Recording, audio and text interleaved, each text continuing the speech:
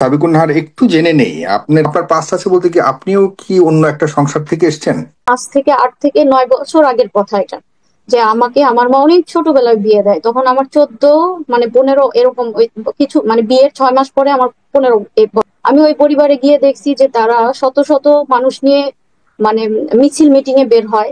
তারা কখনো কারো বাড়িতে মারামারি করে ভাঙচুর করে, কখনো তাদের বাড়িতে মারামারি হয় ভাঙচুর হয়। আমাকে তারা মানে তাদের সর্বোচ্চ সাধ্য অনুযায়ী বন্দি করে রাখার চেষ্টা করছে, কিন্তু আমার মনে একটাই ছিল। অবশেষে সাবিকুন নাহারের প্রথম স্বামী নিয়ে, অর্থাৎ আবু তোহা আদনানের আগেও যে তার বিয়ে ছিল, তার সেই প্রথম স্বামী নিয়ে সে মুখ খুললেন।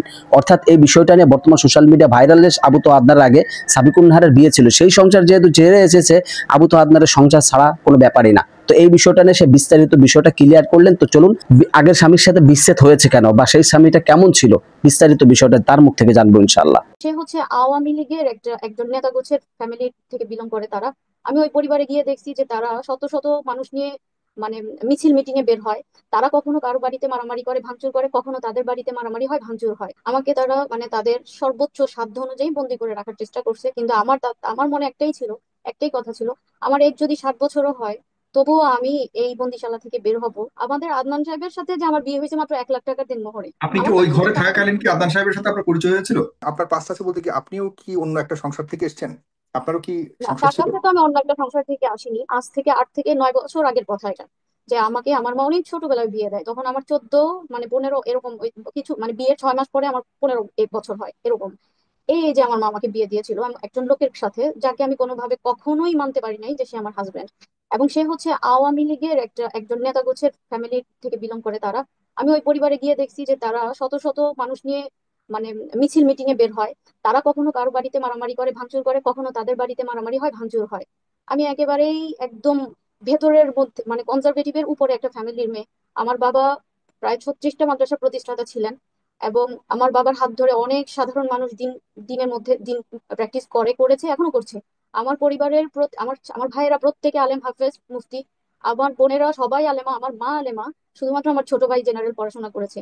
এমন একটা ফ্যামিলি থেকে আমার বাবা মারা যাওয়ার পর আমার মা এটা একটা ভুল করে, যে সে এতটুকুও দেখে নাই যে তারা ইসলাম জানে কিনা, লা ইলাহা ইল্লাল্লাহ কালিমাটা পর্যন্ত জানে কিনা, এতটুকুও দেখে নাই। সে আর কি হয়তো বা এরকম ভাবছে যে মানে তাদের বাড়ি আছে, যেটা সাধারণত আমাদের সমাজে দেখা হয় এরকম। তা আমি তখন তাহলে বিয়েতে রাজি হয়েছেন কেন, এটা একটা প্রশ্ন আসে। আমি তখন বলছি যে আমার মা যেহেতু রাজি, তা আমার মাকে দেখতাম খুশি, আমার বড় বোন খুশি, তারা চাচ্ছে। আমি এই যে একটা মেয়ে, আমার কতটুকু বুঝ থাকতে পারে, আজকে তো তারা চাইলেই আমাকে তাদের কোনো সিদ্ধান্ত আমার উপরে চাপিয়ে দিতে পারবে না। আমার তখন বুঝ ছিল না, আমি শুধু দেখছি যে ওদের খুশি, তোমরা খুশি, মা খুশি, দেন ওকে, ওকে। কিন্তু আমি এটা কখনোই মন থেকে একসেপ্ট করতে পারিনি। এবং যেটা বলছিলাম যে যেহেতু স্পষ্ট তারা হয়ে পলিটিক্স। আরেকটু স্পষ্ট হই বুঝছি, আপনার মানে বাল্য বিবাহ হয়েছে, তখন হয়তো আপনি ব্যক্তিগতভাবে এটা পছন্দ ছিল না। একজন ব্যক্তি আছেন যিনি আপনাকে স্ত্রী বলে দাবি করছেন, এবং সেই ঘরে আপনার সন্তানও আছে, এইসব বিষয়ে দাবি করছেন সোশ্যাল মিডিয়াতে। তিনি কি আপনার স্বামী ছিলেন? এবং তারাই জি, জি, আমি বলছি তো, যেহেতু তারা রাজনৈতিক একটা পরিবার, আমাদের বাসা পর্যন্ত ভাঙচুর করছে। আমাকে তারা মানে তাদের সর্বোচ্চ সাধ্য অনুযায়ী বন্দি করে রাখার চেষ্টা করছে, কিন্তু আমার মনে একটাই ছিল, একটাই কথা ছিল, আমার এজ যদি 7 বছরও হয় তবুও আমি এই বন্দিশালা থেকে বের হব। আমি আগাগোড়াই হচ্ছে ইলম পিপাসু মানুষ, আমি পড়াশোনা করতে সব সময় ভালোবাসি। এবং আমার জন্য আমি এটাই বুঝি যে আমার জীবনে কিছু না থাক, কিতাব থাকলেই যথেষ্ট। তো আমি ডাক্তারকে এটা বলতাম, ওরা যদি রাজি হয়, আমাকে অনেক হুমকি দেওয়া হইতো, দিয়ে ওখানে রাখা হয়েছে। একটা লং টাইম আমার জীবনের ওখানে কেটে গিয়েছে। তো ওইভাবে তারা আমাকে সাফার করছে, এটা সত্য, তারা আমাকে সাফার করেছে। কারণ আমি যেহেতু ওখানে থাকতে চাইতাম না, কখনোই না। কারণ যাওয়ার পরে আরো স্পষ্ট হয়েছে বিষয়গুলো, যে তারা হানাহানি, মারামারি, কাটাকাটি, ঝগড়াঝাটি, চিল্লাচিল্লি, আমিও তাদের মতোই হয়ে গিয়েছিলাম। তো আমার আমার কোনোভাবেই এটা আমার সাথে আমার মতো আমি মানতেও পারিনি, আমি সবসময় এটা চাইতাম।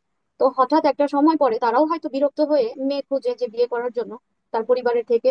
তো একটা মেয়ে পায় আমার সাথে, ডিভোর্সের 6 মাস আগে ওই মেয়েটাকে তারা শনাক্ত করে। দেন তারা এগ্রি করে যে ওকে দেন, তাহলে এখন আমি যদি ডিভোর্স চাও দেন, তাহলে আমার একটা শর্ত, যে বেবিগুলো লিখে দিয়ে দিতে হবে, কোনোদিন দাবি করা যাবে না। আমার মাথার মধ্যে এটা কাজ করতেছিল যে আমি তো এখান থেকে আসলে মুক্তি চাই, আল্লাহ যা তাকদিরে রাখছে হবে। আর ওকে ওকে করে আমি তাদের সব শর্ত মেনে আমি তারপরে ওখান থেকে বের হয়ে আসি। এখানে আরেকটা বিষয় উল্লেখ করা জরুরি, যে ওই লোকটার ভিডিওর মধ্যে একটা কথা সে বলছে, যে কাবিন, কাবিন বা দেনমোহর যেটা বোঝাচ্ছে সে, এখানে আমার দেনমোহর ছিল কত জানেন? 50,000 টাকা। 50,000 টাকা দেনমোহর, এবং সেই 50,000 টাকা সে যে আমাকে একসাথে দিয়েছে এটাও না। 50,000 টাকা সে মাসে মাসে আমাকে 3,000 টাকা করে দিয়েছে। চিন্তা করতে পারেন এই কথাটা বলে সে কিভাবে বলতে পারে যে এটা আমি কাবিনের জন্য আমার ডিভোর্স? চিন্তা করা যায়? এটা চিন্তা করা যায়? ইভেন আমাদের আদনান সাহেবের সাথে যে আমার বিয়ে হয়েছে মাত্র 1 লাখ টাকার দেনমোহরে, আমার কাছে দেনমোহর কখনোই কখনোই কখনোই আপনি কি আমার ওই কাছে ঘরে সেটা টাকা থাকাকালীন কি আদনান সাহেবের সাথে আপনার পরিচয় হয়েছিল, নাকি ওই ঘর না। থেকে বেরিয়ে আসেন? আমার ডিভোর্স হয়েছে মেবি 16 সালের শেষের দিকে কিংবা 17-র দিকে, আমার এক্স্যাক্টলি মনেও নেই। আমি এগুলো কল্পনাতেও রাখি না, আমার চিন্তাতেও নাই, কিছুতেই না। আমার আজকে মনে করতে হচ্ছে, পরিস্থিতির হুম, শিকার হয়ে আজকে আমার মনে করতে হচ্ছে। তো সেই তখন আমার ডিভোর্স হয়েছে। আমার বিয়ে হয়েছে 21 সালে, আদনান হুম, সাহেবের সাথে আমার বিয়ে হয়েছে 21 সালে। আমি তাকে চিনিও না, সেও আমাকে চিনে না। এটা তহমত। এটা তার উপরেও হুম, আমার উপরেও একটা তহমত। এটা মিথ্যা, সম্পূর্ণ মিথ্যা। হুম। তারপর এভাবে এই যে আমি বলতেছি টাকার বিষয়, যেটা দেনমোহরের বিষয়, এটা তার তো মানে এটা ওই ছাড়াও সন্তানগুলো আপনার একটা ছেলে একটা মেয়ে? কি ওখানে বেবিগুলো তারা লিখে নিয়ে নিছে আমার কাছ থেকে। আমার তাদের সাথে কোনো প্রকারের কমিউনিকেশন নেই, কারণ এটাই তাদের দাবি ছিল। কেন আমি কোনোদিনও তার দাবিও মানে না করি। আনুষ্ঠানিক ভাবেই আপনাদের ডিভোর্স হয়েছে ওই আগের জি, ঘরে? জি, পারিবারিক ভাবে যেভাবে পারিবারিক ভাবে বিয়ে হয়েছে, পারিবারিক ভাবে সেভাবে ডিভোর্স হয়েছে। সাথে সাথে সে ওই মেয়েটাকেও বিয়ে করে নিয়েছে, সে তার লাইফে সেটেল, এখনো সেটেল। তাদের আরো বেবি টেবি আরো অনেক কিছুই হয়েছে তাদের জীবন নিয়ে। তারা আমার এগুলো জানারও দরকার নেই, আমি জানিও না, আমার প্রয়োজনও নাই। আমি হ্যাপি, আমি আলহামদুলিল্লাহ অনেক সুখী, এবং ইভেন এখনো আমি অনেক সুখী। হুম। তারপর কিন্তু এখন হঠাৎ করে মানে কেন আপনি তার স্ত্রী বলে দাবি করছে বারবার আগের স্বামী? এটা স্যার, এখন আমি দাবি তো করেনি আপনার সাথে আসছি পরবর্তী। হ্যাঁ। জনাব। হুম। হ্যাঁ জনাব, এটা তিনি এখন দাবি করেনি। এটা হচ্ছে সে তার ক্ষোভ থেকে, তার ভেতর একটা ক্ষোভ ছিল, আমি যে তার এবং কাছে এই ছিলাম একই না। দাবি আপনার মনে আছে 2021 সালে যখন আমরা আদনানকে নিয়ে কথা বলছিলাম, তখন কিন্তু এই হ্যাঁ, হ্যাঁ, ভদ্রলোক, মনে আছে? জি হ্যাঁ। জি, এর আজকে ঘটনা 4 বছর তিনি আগে। তখন এটা এটা এটা হুম। এটা তখন তিনি বলেছিলেন, এই ভিডিওটা তখনের। এটা এখন সে না, এখন বলেনি। এখন আবার নতুন করে করেছে, এখন আবার নতুন করে মনে এখন করেছে। এখন নতুন করে হচ্ছে মানুষজন ওইটাকে আবার আবার আচ্ছা, আচ্ছা, আবার আচ্ছা, ভাইরাল তাহলে এটা করছে। নতুন না, এটা যে পুরাতনটাই আবার নতুন করে ছাড়ছে। ও আচ্ছা, আচ্ছা, আগের বুঝতে ভিডিওটাই পেরেছি। তারা আবার ওই ভিডিওটাই অনলাইনে ছিল। এটা নিয়ে তো হুম, হুম, আমার কোনো মাথা ব্যথা নেই। আমি হক, আমি সত্য। আমাকে নিয়ে যারা হাজার মানুষ মিথ্যা বলুক, আমার কিচ্ছু যায় আসে না, কারণ হুম, আমি জানি আমি সত্য। আমার সাথে আল্লাহ আছে। 1 কোটি মানুষ, লাখো কোটি মানুষ, পুরো পৃথিবী এক জায়গায় থাকলেও আমি তো দুর্বল ইমানের অধিকারী না, আলহামদুলিল্লাহ। আমার সাথে হুম। আমি সত্য, এটা আমি জানি, এবং সেজন্য আমি সন্তুষ্ট। আর যারা মিথ্যাবাদী, তাদের সাথে পুরো পৃথিবীর সাপোর্ট থাকলেও তারা সন্তুষ্ট না, তারা ভেতর থেকে অস্থির, ভঙ্গুর। তাদের সাথে আল্লাহ নেই, তারা পারবে না। তারা দুনিয়ার মামলায় জিতে যাবে, কিন্তু আল্লাহর কাছে মামলায় জিততে পারবে না, কোশ্চিন কালেও না। তো যাই হোক, এই জন্য আমি সন্তুষ্ট, আমি হ্যাপি, আমার ভেতরে কোনো কষ্ট নাই, আলহামদুলিল্লাহ, আলহামদুলিল্লাহ, কোনো কষ্ট নাই। ইভেন আমি আপনাদের গালি, এই যে লাখ লাখ মানুষের গালি খেয়েও আমি সন্তুষ্ট এই জন্য, কারণ আমাকে যে পেইন দেওয়া হয়েছে, ওই পেইনের তুলনায় এই গালিটা আমার কাছে কিছুই না। আমি সেই পেইন থেকে মুক্তি পেতে এই গালির পথটাকে আমি বেছে নিয়েছি। আমি কি জানি না যে আমি যদি কিছু বলি, তার তার যে জনপ্রিয়তা আছে, কিংবা যে একটা সাড়া পড়বে, তখন আমার আমার সারা হিস্ট্রি নিয়ে মানুষ ঘাটা শুরু করবে, যেগুলোর সাথে আমার কোনো তাল্লুক নেই। যাই হোক দর্শক মন্ডলী, আবু তোহা আদনানের স্ত্রী সাবিকুন নাহারের মুখ থেকে জানলেন যে তার যে আগে বিয়ে ছিল সেই স্বামীর সাথে বিচ্ছেদ কেন হয়েছে। এই বিষয়টা আমার আর বলার অবকাশ রাখে না। সম্পূর্ণ ভিডিওটি যারা দেখেছেন তারাই বুঝতে পেরেছেন, এবং না দেখলে সম্পূর্ণ ভিডিওটি আগে দেখুন, তারপরে আপনার মন্তব্য করুন।